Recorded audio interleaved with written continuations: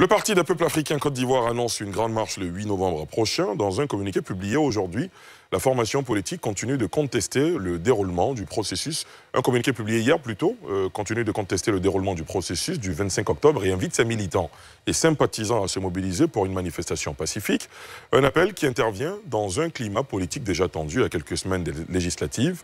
Doit-on y voir un geste de défiance vis-à-vis de l'autorité préfectorale qui, faut-il le rappeler, a annoncé il y a quelques jours l'interdiction de marche sur une période de 2 mois. Monsieur, madame qui va nous rejoindre, j'ai bien envie d'avoir vos avis là-dessus. Ce sera après ce sujet de Moussa Nikiema.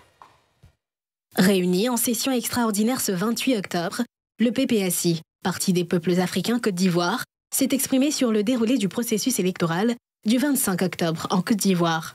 Dans sa note, le parti exprime son indignation sur le déroulé de ce processus et condamne l'arrestation des manifestants ces derniers jours. Toujours dans ce communiqué, le PPACI appelle ses militants à une grande mobilisation. Le PPACI réaffirme sa détermination à se dresser contre ce 4e mandat anticonstitutionnel de M. Alassane Ouattara. Il appelle par conséquent toutes ces structures, tous ces militants, toutes les organisations de la société civile, ainsi que tous les Ivoiriens épris de paix, de justice et de démocratie, à se mobiliser courageusement pour poursuivre le combat contre ce coup d'état civil. Le PPACI appelle ses militants, l'ensemble des organisations de la société civile et tous les démocrates ivoiriens à participer à une grande marche pacifique le samedi 8 novembre 2025 afin de protester contre les massacres de populations civiles et d'exiger la libération de tous les prisonniers politiques. Enfin, le PPACI considère que le simulacre d'élection présidentielle du samedi 25 octobre 2025 n'est rien d'autre qu'un braquage électoral qu'il ne reconnaîtra pas. Notons que le parti, avec le PDCI-RDA, avait aussi annoncé une marche pour le 11 octobre dernier, mais qui a été finalement refusée par les autorités locales. Alors, le contexte est le suivant. L'autorité préfectorale a produit un communiqué interdisant toute marche sur les 2 mois à venir. Et aujourd'hui, on apprend que le Parti des peuples africains annonce une marche. Analyse, décryptage à Lamine Fofana. On est toujours dans la même logique. Déjà, la première interpellation, c'est que c'est une marche du PPACI et non une marche du Front commun. Depuis le processus électoral, l'ensemble des marches étaient menées dans la sphère du Front commun. Donc on se demande aujourd'hui, est-ce que peut-être il n'y a pas des préoccupations ou des divergences entre le PDCI-RDA et le PPACI, parce que vraisemblablement, la majorité de leurs revendications n'ont pas porté de fruits. Donc c'est la première interrogation à se poser. La deuxième interrogation, c'est beaucoup de préoccupations. En Côte d'Ivoire, même les situations présidentielles les plus tumultueuses où les marches ont pu déceler des événements, c'était des marches post-électorales rapides. Voilà, donc là, l'élection présidentielle est finie.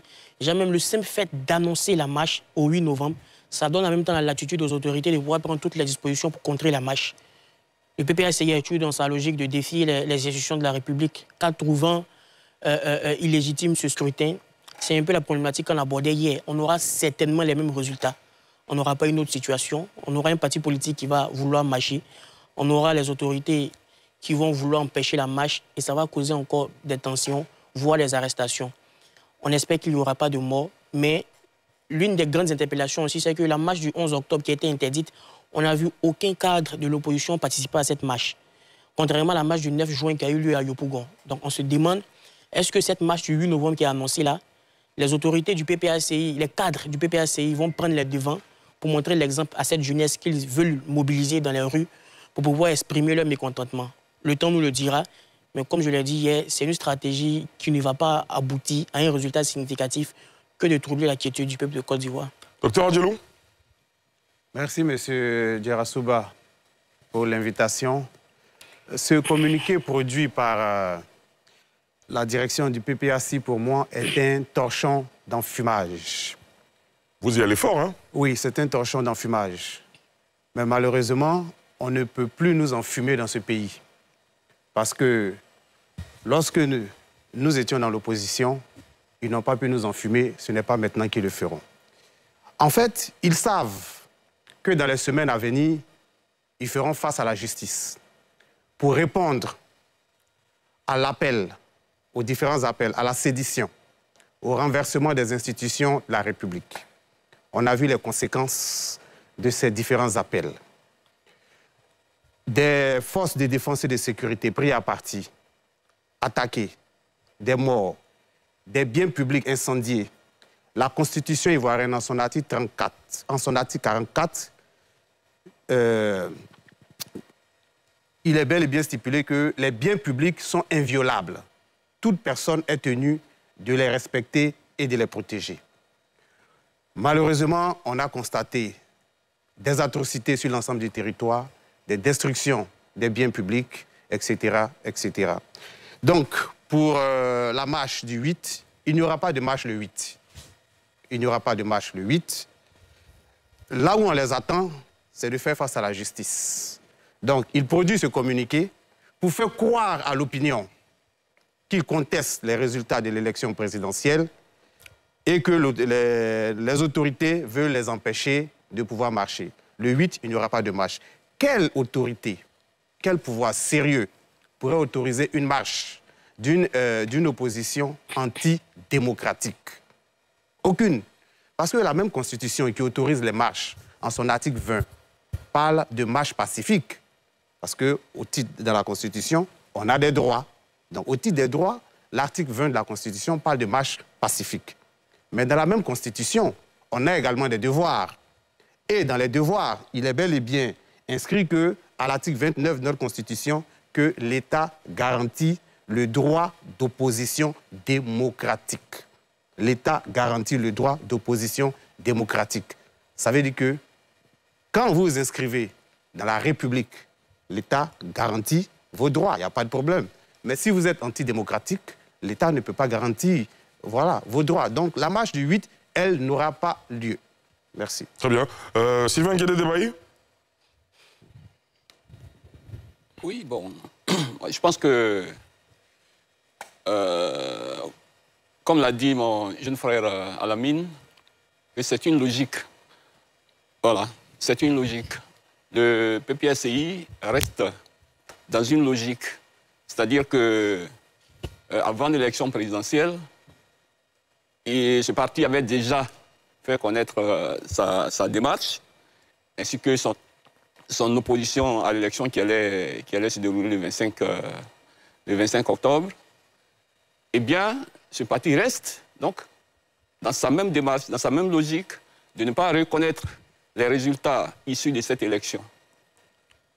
C'est un parti politique, il a sa ligne directrice. Je pense que, en le disant, il a certainement analysé le contour d'une marche qui est projetée le 8 novembre. Mais à mon simple avis, je pense qu'il faut maintenant, après tout ce qui s'est passé, se mettre dans une posture, dans un certain inventaire. Il faut faire un inventaire. C'est-à-dire quand on a mené une action, une première action, il faut faire le bilan de cette action.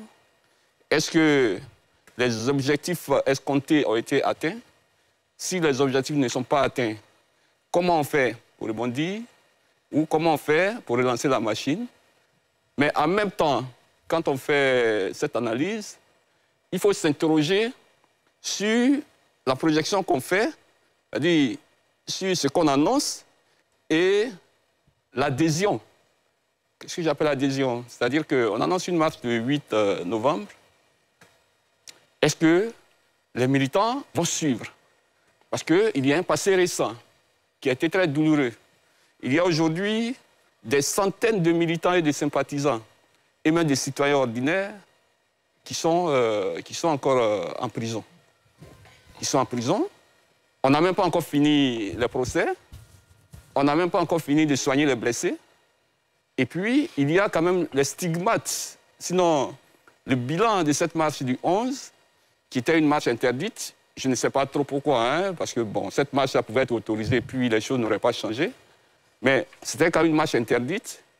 Et certains sont quand même allés au lieu du rendez-vous fixé par cette marche. Et puis bon, il y a eu tout ce qu'il y a eu. Il y a eu des blessés. Il y a eu des personnes arrêtées. Vous comprenez? Donc, moi, je pense que le PPACI devrait être à ce bilan et au réarmement moral. Parce que, de toutes les façons, l'élection a eu lieu. L'élection a produit un vainqueur. De toutes les façons, ce vainqueur va exercer une autorité. Ce vainqueur-là a à sa disposition les forces régaliennes, et a à sa disposition la violence d'État également. Ça, il ne faut pas l'ignorer. Et donc, la même stratégie produira, en tout cas à court terme, les mêmes résultats. Donc, je crois qu'à un moment donné, il faut donner ses chances à la Côte d'Ivoire. Je crois que quelqu'un a dit tout à l'heure, la marche n'aura pas lieu parce qu'ils vont faire face à la... Moi, je ne vois pas le problème de cette façon. Je me dis qu'on est quand même arrivé à un certain niveau, à une certaine ligne qu'on n'aurait pas dû dépasser, que ce soit dans l'opposition ou bien que ce soit chez nos amis du pouvoir.